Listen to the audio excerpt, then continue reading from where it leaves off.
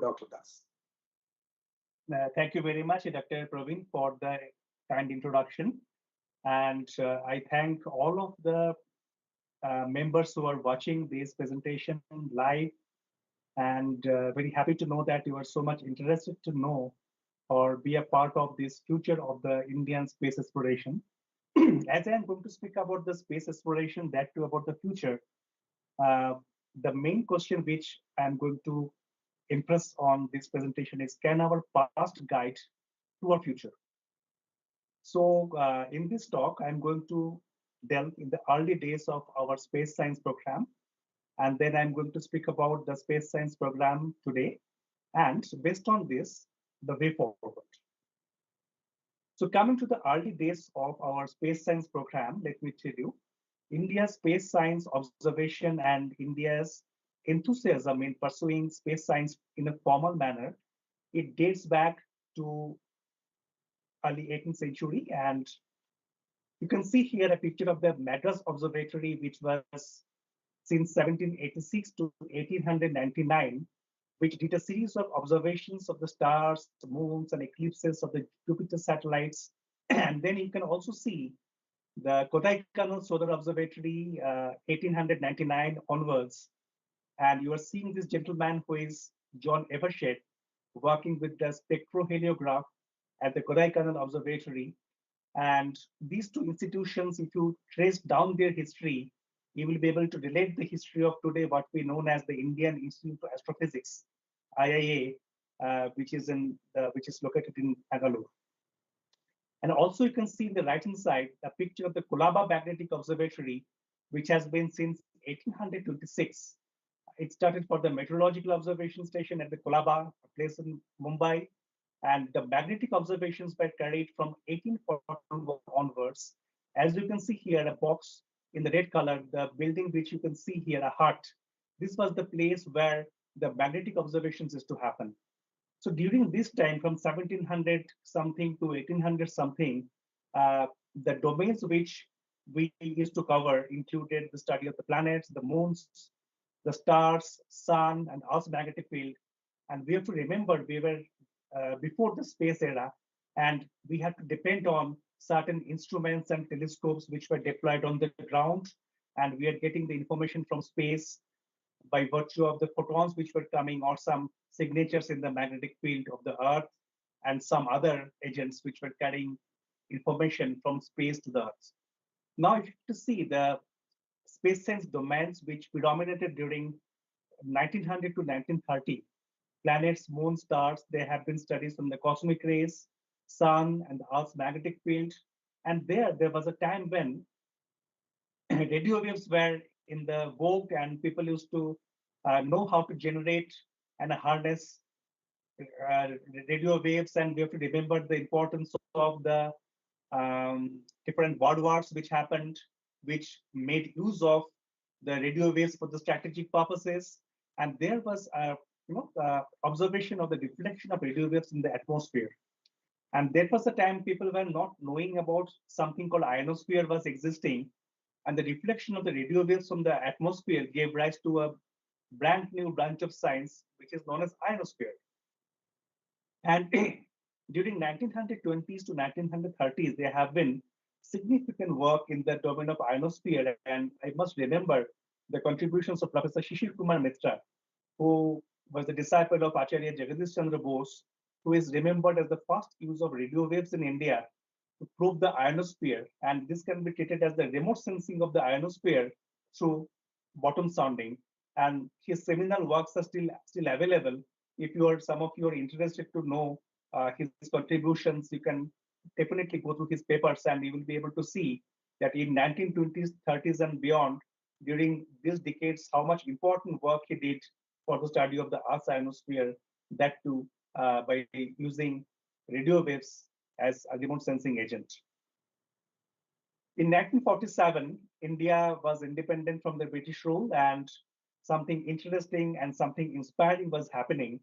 So if you delve into the history of the country's space program, you will be able to see, even in 1940s, the pre-independence, there were two brilliant and valiant sons of Mother India, One was Dr. Homi Jahangir Bhabha, who understood the importance of building up outstanding schools of research, such as some other countries are fortunate to possess.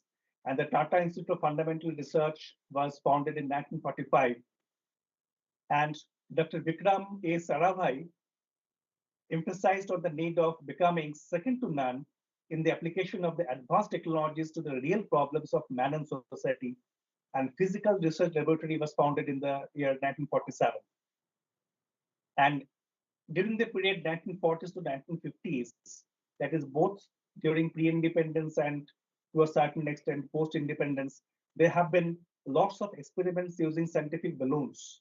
And today, the National Balloon Facility still sends lots of scientific balloons which go up to the altitude of 30 to 40 kilometers with scientific instruments.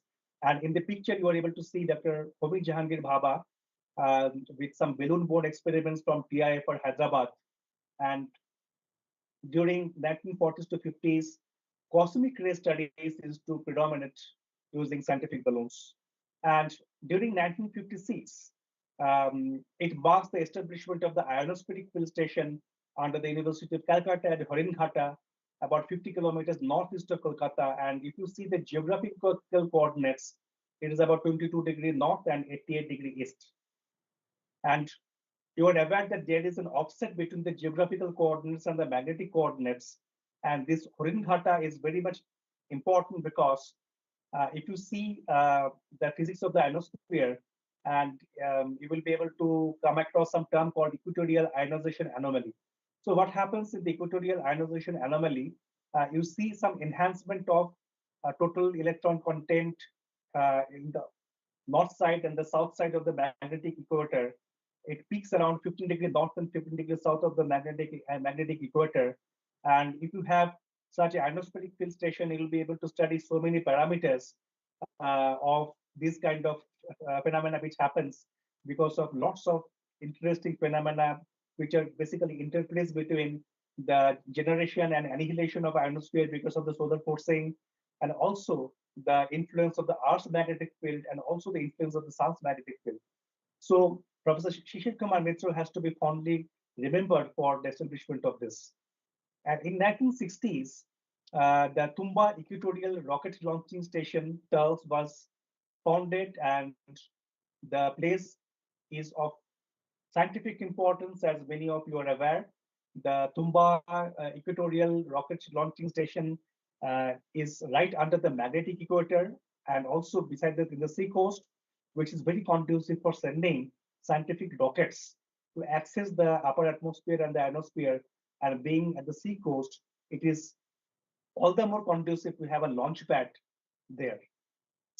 And Dr. Vikram Sarabhai founded the sounding rocket experiments at TERLS. And if you have to correlate with whatever I have told a few minutes back, that use of radio waves to study the ionosphere was nothing but a remote sensing study of the ionosphere, whereas if you are sending a sounding rocket to study the ionosphere, it is an in situ study of the ionosphere. So this is how the program evolved. And in 1960s, the vision and importance of the space program was apprised to the leaders who is to matter on those days.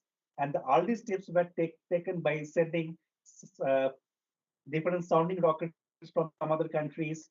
And the first rocket launching station was established as Tumba. And the inaugural launch of the sounding rocket happened with a scientific payload in the year 1963. In this picture, you're able to see a few stalwarts who have shaped the Indian space program, and you can see how a nose cone of a sounding rocket is to be carried to the launch pad on bicycle. And on 29th of November, as I mentioned, in the year 1963, the Naikapashi rocket took off from Tumba. The manufacturer was Aerolab, a company in the United States later, which was converted to Atlantic Research. And then something happens. Somebody else launches rocket from your launch pad.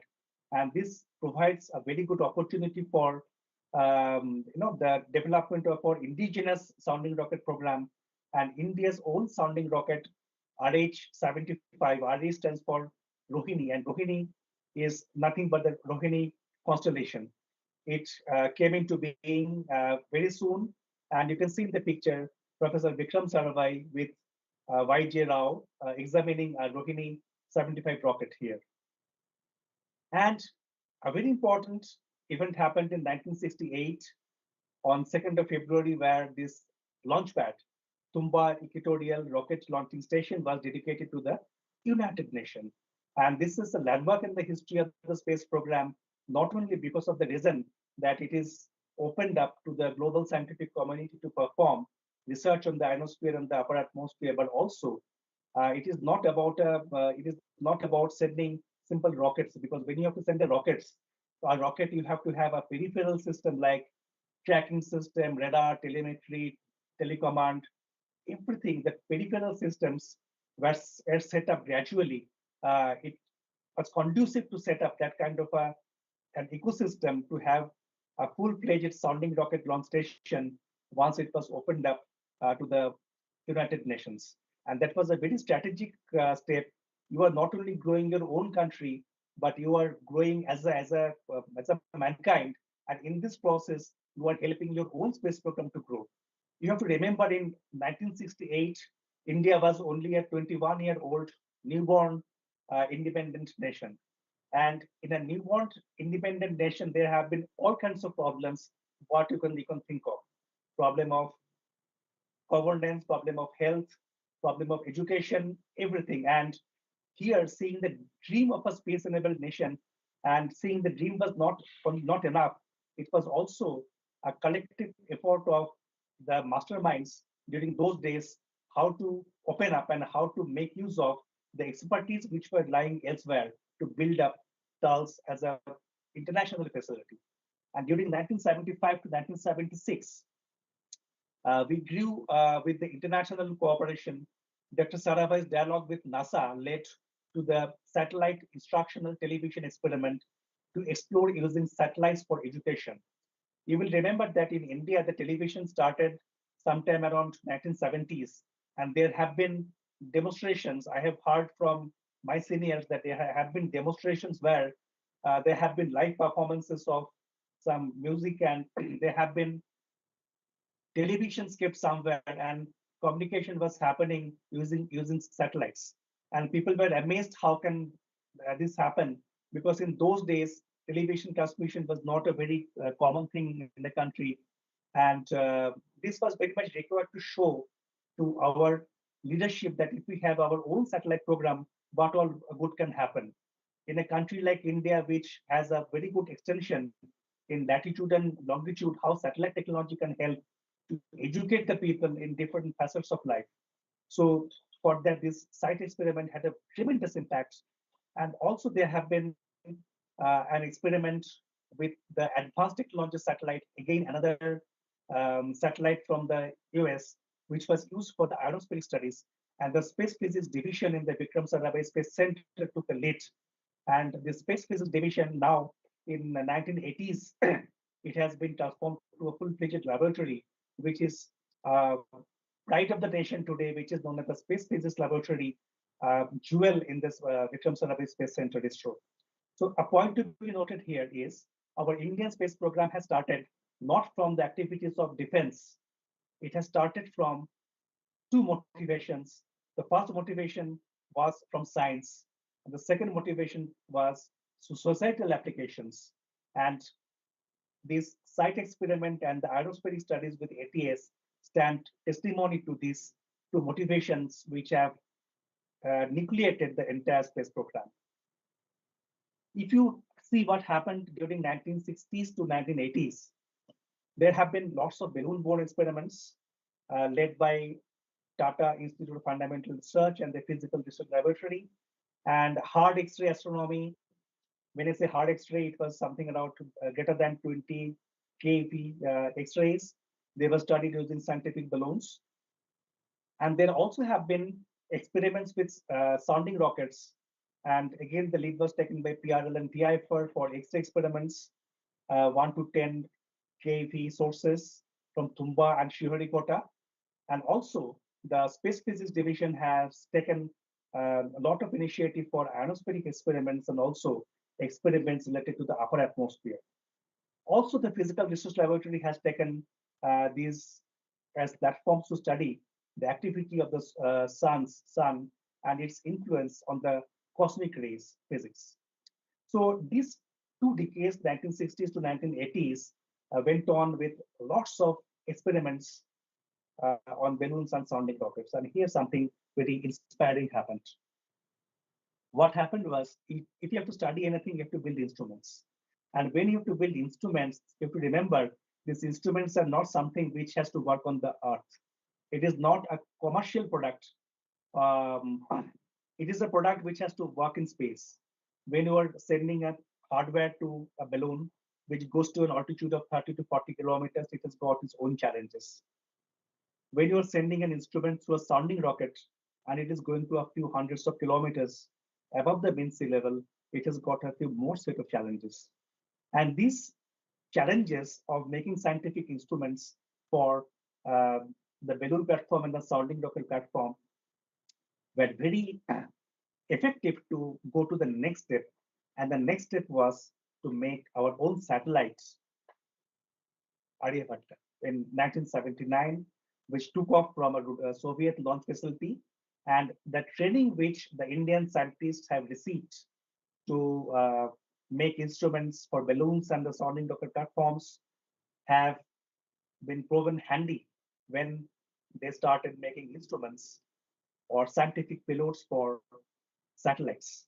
And this was completely designed and fabricated in India and launched by a Soviet Cosmos rocket in 1975 on April 19th. And you have to see what was happening parallelly in the launch vehicle program of our country. So far, we have had sounding rockets, and I have told you how did we start our Rohini sounding rocket program from Rohini 75. 75 means, the diameter in millimeter of the first stage of the sounding rocket. Sounding rocket has got 2 stages, booster and the sustainer. The 75 tells about the diameter of the booster.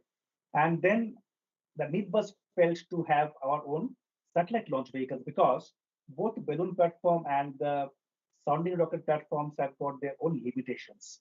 The balloon could give you an altitude of 30 to 35 kilometers. On the other hand, the sounding rockets were giving you an altitude of a few hundreds of kilometers. But you have to remember, the sounding rockets were providing access to a bigger altitude, but for a very limited time. It is to go and fall. And the time available for any scientific instrument was very limited. In balloon, you could have a prolonged exposure to space, but not beyond an altitude of 30 to 40 kilometers. So this necessitated some platform, which we will call a satellite, and we should stay in space for a prolonged duration and perform scientific experiments. And because of this, we took the help of Soviet to launch our Aryabhatta, the first satellite. Why don't we have our own launch vehicle program? And that's how we had our SLV-3, which came up in the timeline of 1979 to 1980, and which was capable of placing a 40 kg of scientific satellite to a low Earth orbit. So when it's a low Earth orbit, it has a certain number. It is around typically some 400 to 500 kilometers from the mean sea level. And the Rohini series of satellites were launched using SLV-3, Rohini Technology Payload RTP, which is basically a camera which was used to monitor the launch vehicle stages, but it could not be placed in the orbit. Then we had Rohini RS-1, RS-D1. D, you have to remember, D stands for development. Then we had Rohini RS-D2. These are all cameras, but you have to remember very silently some revolution was happening. In Rohini RS-D2, we were sending a visible and an infrared imaging. We are appreciating the importance of going beyond the visible wavelength. And today, any scientist appreciates the possibility or the potential of using the other regions of the electromagnetic spectrum, especially to do something which we cannot do with the visible part of the electromagnetic spectrum. Today, when you monitor the Earth or the vegetation on the Earth or something which is very much prominent in infrared, you send infrared camera. And this is very silently how did we start in the domain of exploring the other part of the electromagnetic spectrum. And then you see 1981, we have had the India's first geostationary satellite, Apple. Apple stands for Alien Passenger Payload Experiment, which is 670 kg. So there was a big jump, and it was launched into GTO, the Geo Transfer Orbit, by the third development of ESA's Ariane vehicle. We have to remember that 670 kg was a big number to us in 1981. So far, we had only SLV-3, which was capable of launching up to 40 kilometers to low Earth orbit. But when we are speaking about 670 kgs, we had to go to some other agencies, and that's why we had to send it using an Ariane vehicle, and which was boosted into geosynchronous synchronous orbit GEO by apogee motor firing of ISRO, and it was derived from the fourth stage motor of SLV-3. Lesson to be learned is like this. SLV-3's the fourth stage motor was now used in the satellite Apple to have a transition from the geotransfer orbit to the geosynchronous orbit. That is how the knowledge gained in one domain is being used in the other domain. So everywhere some lesson is there to be learned, and maybe these lessons what we have learned in our past, and that's why precisely I'm speaking about the past, which can have answer to some of the problems which we're facing in present, and which we are going to face as key indicators for future. And valuable hands-on experience in designing and development of 3-axis stabilized geostationary communication satellites were established, and orbit raising maneuvers, station keeping, all these things we have had first-hand experience when we were having the operations of the Apple payload, Apple satellite. Then between 1987 to 1994, we were having gamma ray astronomy experiments and upper atmospheric studies through the stretched Rohini series or SROS satellites. The previous one was Rohini, and since we are continuing it, we are calling it a stretched Rohini series. And we were having quite a few satellites like SROS A, SROS B, SROS C, SROS C2. And you also have to pay attention to what was happening to our launch vehicles in parallel.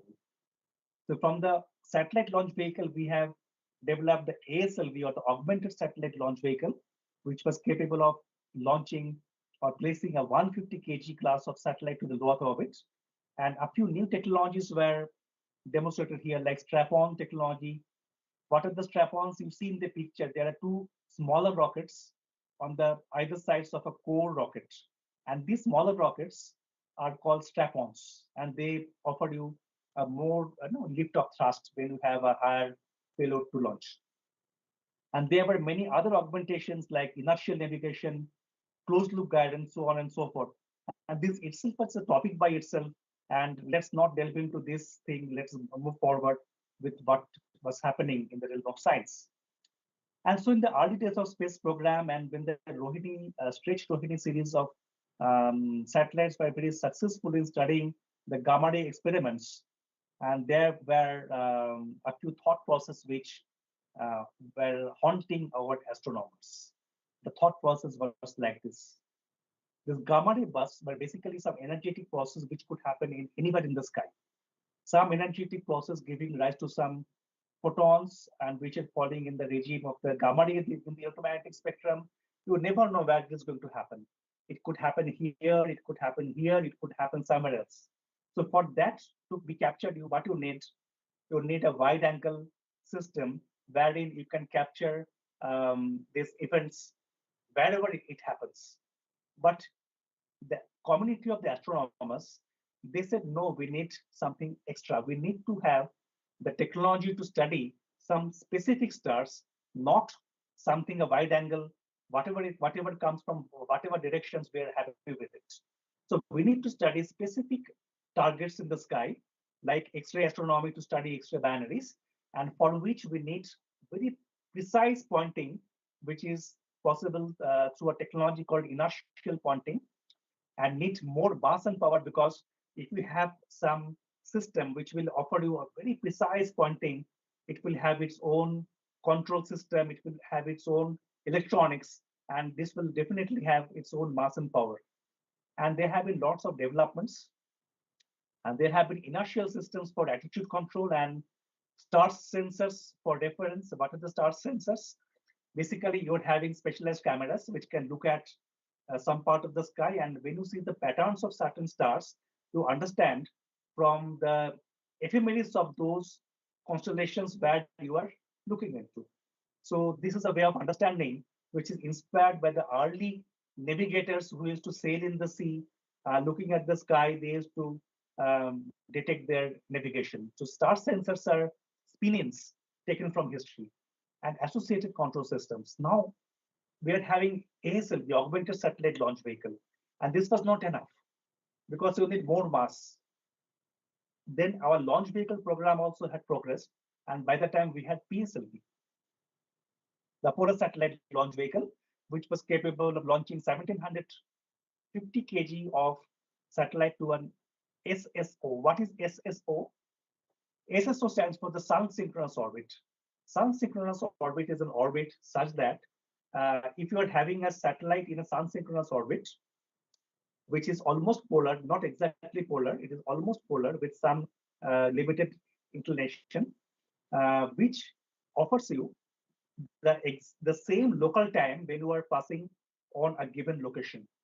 If you are having a sun synchronous orbit over India, and it is designed in such a way that it will pass over India only at 12 o'clock noon, it will continue to do so. That's why it's called a sun synchronous orbit. And on this sun synchronous orbit in the Polar Satellite Launch Vehicle, you had one scientific experiment, which is called Indian X-ray Astronomy Experiment, IXAE, which was on board the IIRS P3 in 1996. And you have to remember that this was not a dedicated science satellite. This satellite was planned for some other purpose. But this IXAE was a co-passenger in that whole satellite, which has done lots of very good experiment on bright X-ray binary star systems, including X-ray pulsars and stellar mass black hole candidates. And this has given yielded a lot of PhDs in astronomy. And I should say this is one of the very matured space-based astronomy which was done in our country in the previous century, 1996. And you have to see what was happening in the world, the global scenario. During that time, the Hubble Space Telescope was already operational, and the Crompton Gamma Ray Observatory, CGRO, was also operational. Both were from NASA. And getting ready were Chandra X-ray mission from NASA and the XMM Newton from ESA, European Space Agency. And we have flown the IXA experiments when we were planning for the next. And doing something is not to be done for the sake of doing something. The Indian scientific community was very keen to understand or to plan how to contribute resourcefully to the global endeavor. Something has to be done in the scenario when Hubble Space Telescope is already there, CGRO is already there, and two other observatories are getting ready. So there have been a lot of deliberations on how to do some cutting edge thing.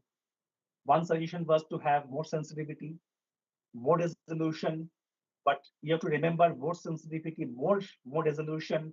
This requires a lot of other technological advances, and maybe that time we were not ready with those things. So one very important idea was, why don't we go for multi-wavelength astronomy? Those who have understood physics, you will understand that every part of the electromagnetic spectrum has got some story or the other to tell. When you are observing a source, maybe a star or any body or any black body radiation source, and if you are scanning through the electromagnetic radiation in different small boxes, every part of the spectrum has got something to tell. And just imagine if you can place a satellite which has got a suite of instruments. Each instrument is catering to different part of the electromagnetic spectrum. Won't it be an ingenious approach to this? And precisely that's how the AstroSat was born, with capabilities of near and far ultraviolet, soft and hard X-ray bands. And that's how we have come to the today's space science program. So when I speak about AstroSat, it was launched in 2015 and it still continues, which has already got many credits of discussion of science. If I have to speak about AstroSat, it is such a topic, it cannot be completed in one lecture. AstroSat is still active and it is still producing a lot of very inspiring and interesting scientific results and lots of PhDs. Now, I have to mention about a very important facet of the Indian space program, and I have to go back a few years in time. While AstroSat was launched in 2015, let me take you back in the year 2003 and 2004. And that was the time when our planetary exploration began. In August 15, 2003, the then Honorable Prime Minister of India announced the Chandrayaan-1 mission. And November 2004, in Udaipur, in a conference, Honorable President of India said, it is not enough to simply go to the moon. Why don't we have something that would impact on the moon, touch the moon, and we'll do some science? And that's how the idea of the moon impact probe was mooted. And not only the idea was mooted, it was materialized, and the moon impact probe happens to be the first human-made object from Asia to have touched the moon.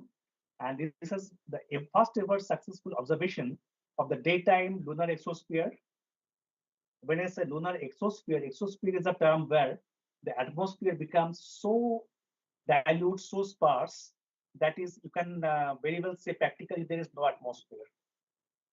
And then in the Earth's atmosphere, it starts above a few hundreds of kilometers, but that condition starts in moon right from the surface.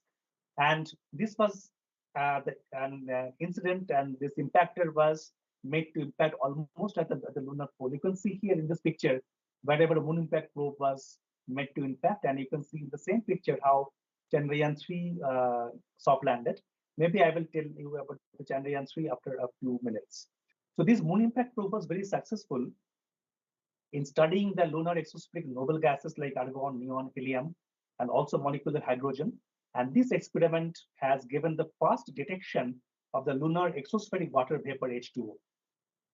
And let me speak about the Chandrayaan series of experiments because our lunar program is a bit streamlined. Chandrayaan-1 mission was launched in 2008, Chandrayaan-2 in 2019, and Chandrayaan-3 in 2023.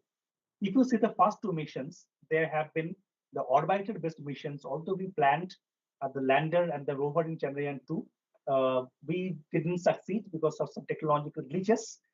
But Chandrayaan-1 and Chandrayaan-2 have given a very good opportunity to study the moon from the orbiter. And you understand, when you study some celestial body from the orbiter or a satellite, it gives an opportunity to study that body as a whole, global sense. On the other hand, when it came to Chandrayaan-3, it was a lander, and this, because it was a lander and the rover, this provided the ground truth of the moon at the landing site. So these two were a bit complementary set of experiments. And speaking about Chandrayaan-3, this experiment was having 3 modules: the lander, which was named Vikram. Vikram was having instruments to study the ground vibrations of the moon and seismicity and near surface plasma environment. Also, the thermophysical properties of the lunar regolith. There was a rover. The name of the rover was Pragyan. Pragyan is a Sanskrit name which means wisdom. And Pragyan had 2 scientific instruments, alpha particle X-ray spectrometer and lunar laser-induced background spectrometer, which was studying the elemental composition of the regolith. And there was a propulsion module which carried the lander and the rover composite to the moon's orbit. And the propulsion module was containing an instrument called SHAPE, which was nothing but a spectropolarimeter, which was observing the Earth from the moon's orbit, Earth as an exoplanet. So this is something interesting, because when we have an exoplanet program, exoplanet means some planet which is not in our solar system, some other solar system. And if you are sending a space mission, perhaps you will be looking for certain signatures, and especially signatures of certain, certain facets which tell about whether this particular exoplanet is having a potential to host life or Earth-like exoplanet. So that can be facilitated if you study your own Earth as an exoplanet from some other platform. So SHAPE was serving that purpose. Because of the paucity of time, I will not be having enough opportunity to tell about the scientific outcome of each and every mission. So this particular slide summarizes the measured outcome from each of the science missions. Like Chandrayaan-1 had a remarkable discovery about the lunar water, both in the form of lunar water ice on the surface, subsurface, and the exosphere. Also the interaction of the solar wind with the lunar regolith, discovery of different lava tubes, different kinds of populations of ions in the wake region of the moon. And also Chandrayaan-2 had very important discovery class of findings in terms of unambiguous detection of water ice in the moon surface, first ever global study of the exospheric lunar argon-40. Lunar argon-40 speaks about the radioactivity within the moon, because argon-40 comes from radioactive potassium-40. Because of the radioactive decay, potassium-40 becomes argon-40. And synthetic aperture radar-based study of the subsurface features. Hydration means something to tell about the water, underground water ice of the moon, and global elemental maps like aluminum, sodium, silicon, magnesium, chromium, and also some studies of the sun from the Chandrayaan-2 platform, and many more. I can go on telling, and it is going to be an exciting journey, but today I'm not going to be stuck up by telling about Chandrayaan-2 alone. Mars orbiter mission yet is another inspiring journey, which has gifted the first ever study of the evening side exosphere of Mars, first detection of the suprathermal argon-40 in Martian exosphere. This is very important because suprathermal means somehow we understood that certain argon-40 atoms were having a very unusually high energy. It has picked up from some sources. And if some atoms and molecules in an atmosphere of a planet picks up some very high energy, does it not indicate that it has got a potential to escape the planet? So scientists say that ancient Mars had a thicker atmosphere, it had liquid water, but today, due to many reasons, many astronomical reasons, Mars has lost most of its atmosphere. Maybe this kind of experiment, whatever we did with argon-40, suprathermal argon-40, has given very good clues to understand what actually happened during the process, which span over a few million years or billion years of time when Mars lost its atmosphere. They also have been studies on the dust storm activities on Mars, characterization of the polarized chaos, Martian albedo studies, Martian geology studies, and I must tell you, this list is not exhaustive. I would like to emphasize here, this is only a very minimal thing which I can afford to tell you in a very minimal time to make you aware of how India has contributed to the global space arena in the realm of space exploration. After having told this fact that India has contributed significantly, and which indicates that the globe has got lots of expectation from a country like India, and that's how the future of the space exploration is the thing which we're going to emphasize in this journey. In that realm of astronomy and solar exploration, apart from AstroSat, you are aware that in 2024, we have sent ExpoSat, India's first X-ray polarimetry observatory, which is second in the world, which is going to give more insight into astrophysical processes of black holes, X-ray pulsars, and neutron stars, and other luminous extra sources. And this is capable of studying the polarization of light, which is coming from some astronomical source. And studying the polarization of the light from any source gives you some extra insight, which is not going to be the case when you are simply studying the variation of the intensity or varying the spectrum of the radiation which is coming from a source. Studying polarization of a light gives you some insight about the magnetic field topology of the source or the medium through which it is coming, because when photon passes through some magnetic field, it undergoes some changes in the plane of polarization and the degree of polarization also. Also speaking about the Aditya L1, the India's first dedicated solar observatory with a set of 7 instruments. First time it is from the country. An observatory is placed in the first Sun-Earth L1 point of the India of the country. L1 points with the first Lagrangian point. You will know that between any two bodies, any two celestial points, there are 5 points where there are equilibrium points of gravity. Not only because of the gravity, because of the centrifugal force, there have been 5 points around the two body system. And without discussing about the other 4 points, if I tell about what happens in the first Lagrangian point, it is very easy to understand because the gravitational forces between two bodies get nullified there. So Sun Earth L1 point is a point where the gravitational force of Sun and the gravitational force of the Earth, they cancel each other. And it is located around 1.5 million kilometers away from the Earth. And you know that the Sun Earth distance is around 150 million kilometers. It is a very good observatory to study the Sun, the radiation particles and the fields which are coming from Sun, and also understand the triggers of the space weather, and which also studied the solar storm, very strong solar storm which happened in the month of May. Many of you are aware in this last year, 2024. And you are also aware on the 6th of January this year,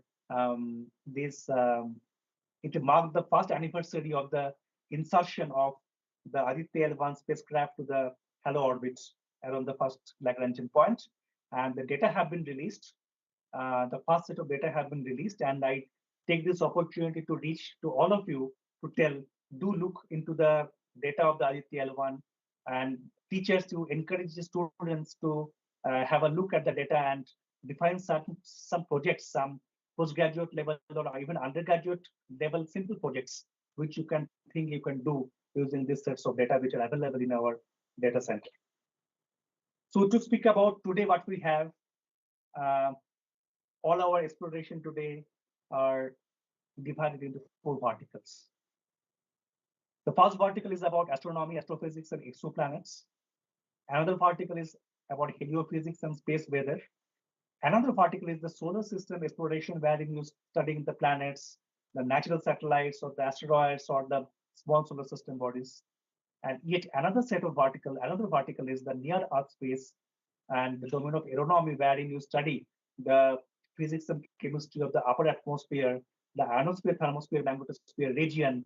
And when you say near Earth space, it doesn't have any clear-cut definition, what we call a near Earth space.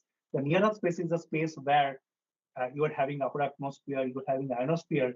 Even people say the space between the Earth and the Moon, and even the Earth and the Sun, they're also near Earth space. If any asteroid comes, we start worrying. If the space weather is very harsh in the near Earth space, we start worrying. That is the space which have got direct inference on our well-being on the Earth in terms of both science and also in terms of the space assets.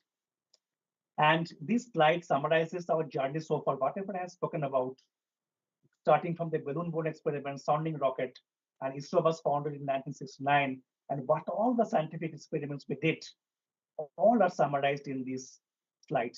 Where do we stand right now? Coming to the end of my lecture, telling about the way forward, we have to plan for lots of other sophisticated kinds of space missions. We have lots of ground-based observatories and telescopes which are doing fantastic job. Even you will be very happy to know that our ground-based telescopes have done fantastic work in studying the sun and also discovery of certain exoplanets. But as you are aware, ground-based systems have got certain limitations, and that's why we have to go beyond the Earth's orbit, beyond the ground-based system, go to Earth's orbit. And sometimes Earth orbit is not enough. We have to go to certain very specialized areas, like we have mentioned about the first Sun-Earth Lagrange point. Similarly, we may have to go to the second Lagrange point, which happens to be just behind the Earth. And if you are in the second Lagrange point, you are not going to see the sun, but you are going to be in the darkness, and which is very much conducive for any astronomical observations. There have been other Lagrange points also, which may be very useful to study when you are going to see a vision of both sun and the earth together simultaneously. And this will need different kinds of mission designs. Suppose you have missions for out of the ecliptic plane, the concept of the ecliptic plane, when you have sun, you have earth. And if you consider the orbit of the earth around the sun, and if you are considering the plane on which the earth is having a revolution around the sun, this plane is called the ecliptic plane. Now, all the other planets are almost on the same plane with some deviations, but if you see from a distance, it will appear as an ecliptic disk. But if you want to study, say, the polar regions of the sun, which have got lots of things to do in terms of the eruptions of the sun, the dynamics which is happening in the solar plasma, you might have to envisage a mission which will have to go out of the ecliptic plane. And that will have its own challenges. So mission design and control, advanced propulsion system, formation flight mechanism may be needed in certain cases wherein you are going to study some other phenomena, especially if you have to study a big interferometry kind of experiments where you need to have typically 3 satellites or more satellites moving with a precise formation like the birds fly. If you look at the sky, sometimes you see birds are flying in flocks and they have a perfect formation flying. Sometimes you need to have to do the same with the satellites. And this will also boil down to the development of certain special technologies. There will be special requirements of thermal power, special kinds of sensors, and also automation has to be done when you are not going to rely on sending some commands right from the ground for these specialized missions. Talking about the future, many of you are aware that government of India has approved the 2 space science missions. One is the Chandrayaan-4 mission, which is basically a sample return mission going to the moon and bringing some samples back, and which is a precursor mission for human landing to the moon and safe return along with the lunar sample. And this Chandrayaan-4 is planned for the time regime of 2027 to 2028. And also the Venus orbiter mission for the comprehensive study of the Venus system science, studying the Venus ionosphere, plasma waves, surface, subsurface, lightning on the Venus, dust in the launch window of around 2028. And Honorable Prime Minister of the country has shown the vision to us that we should have our own space station. Like the International Space Station, we should have the Bharatiya Antariksha Station by year 2035. And in this Bharatiya Antariksha Station, we should have Bharatiya Gaganyatris. Gaganyatri means astronauts, Indian astronauts stationed there doing some science or applications from the Bharatiya Antariksha Station. And by year 2040, we should have Indian Gaganyatris landing on the moon and returning safely to the Earth with Indian technology and Indian launch vehicle. And if you have to do all these things, you should have very high capacity launch vehicles, next generation or new generation launch vehicles. You should have capability of space docking. You should have mastered the re-entry technology.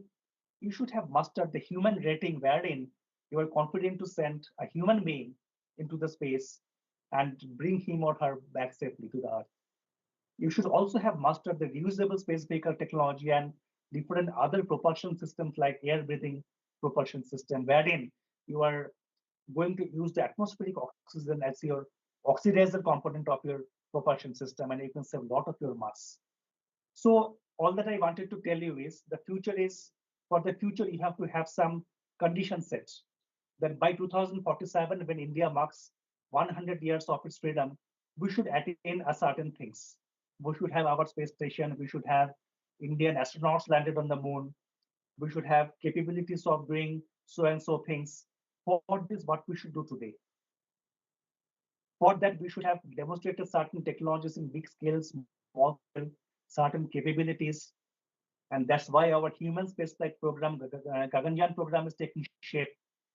And that's why many other systems like Indian communication relay satellite systems are also happening to make us self-reliant, to have a constant 24/7 communication when we have some Indians in the outer space. And what we should do in these coming years. That's why we have spoken about the past and many problems which we have faced in the past. How did we solve? Has have given us insight to solve some of the problems which we may face in the future. And coming to the present state of the how we are connected, it is very important to get connected because as a space agency, ISRO is not moving along. ISRO is moving as a country, India. And in India, when you have to do space science, it is all about doing not only the observation of the space, but also a substantial amount of modeling and simulation.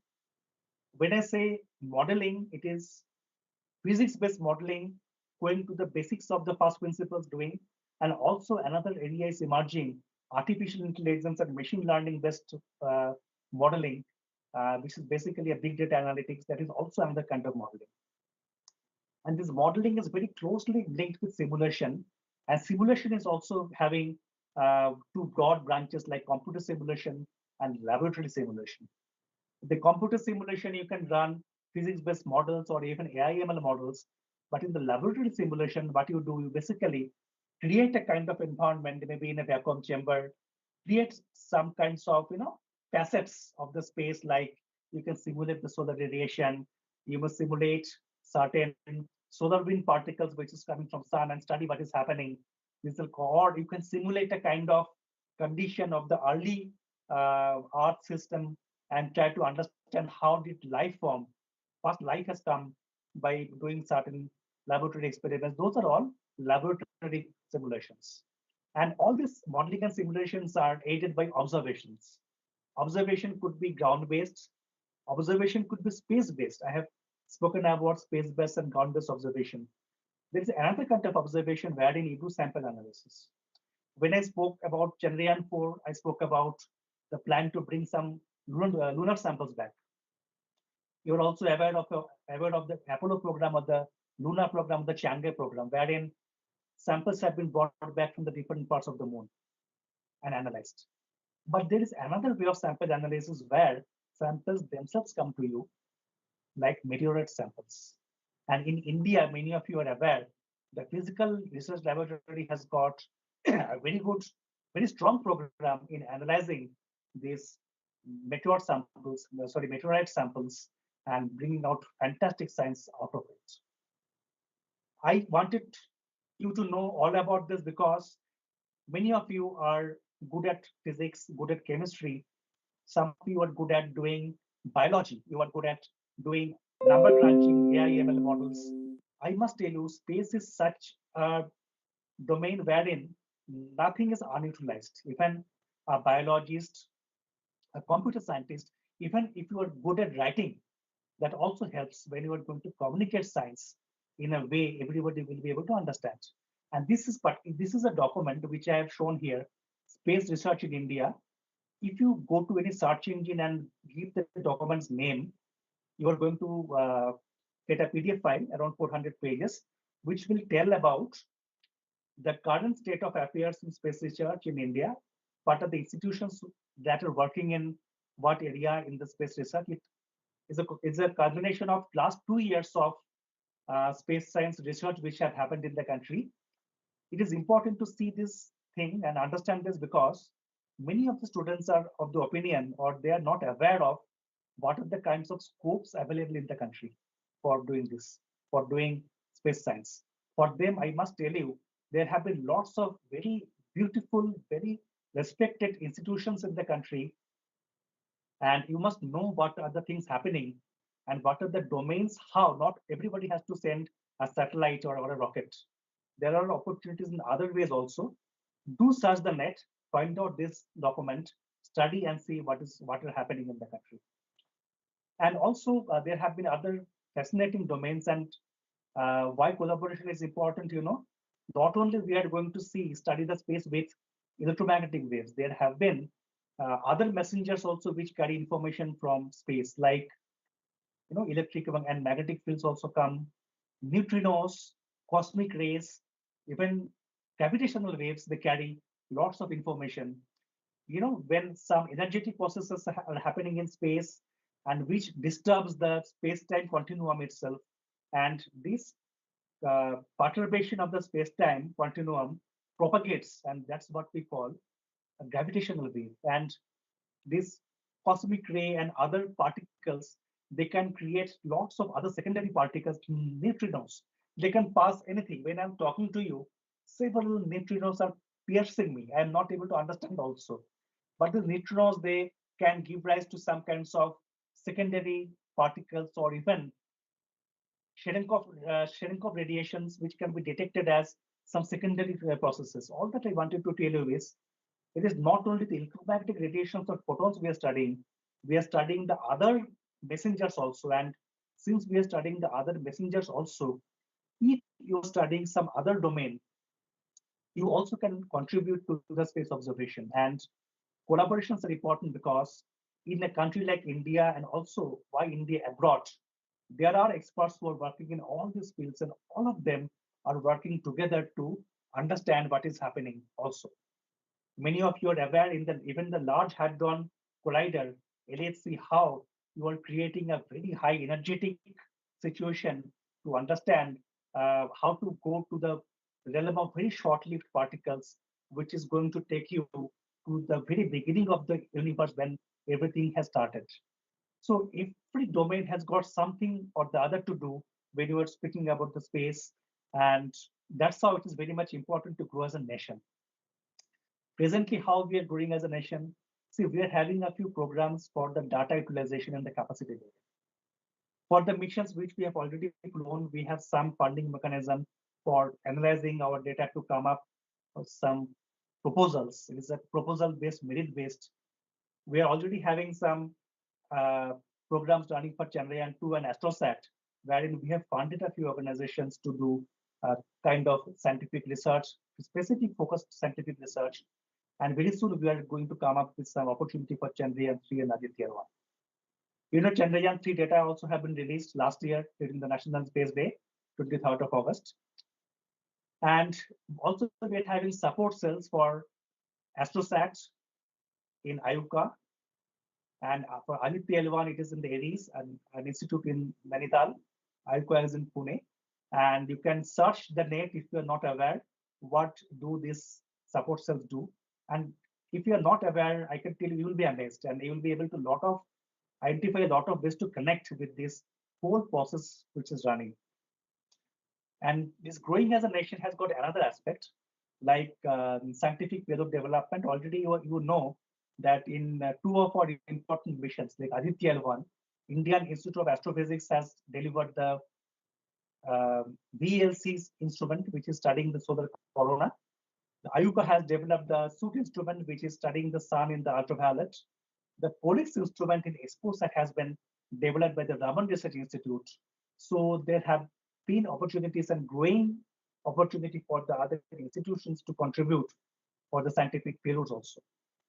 And also there have been a lot of memorandum of understanding signed with different institutions for specific scientific domains, which is also happening. And there have been also a very good connection with the scientific community of the country, who are the think tanks to tell what we should do in the coming decades or the coming 2 decades, how to formulate the roadmap of science exploration in the country. Already a few meetings have happened, and we are in a better condition now to understand what we should do in future. And specific discussions also have been initiated for future mega science missions. So mega science missions are big budget missions with lot of stakeholders, maybe international stakeholders also.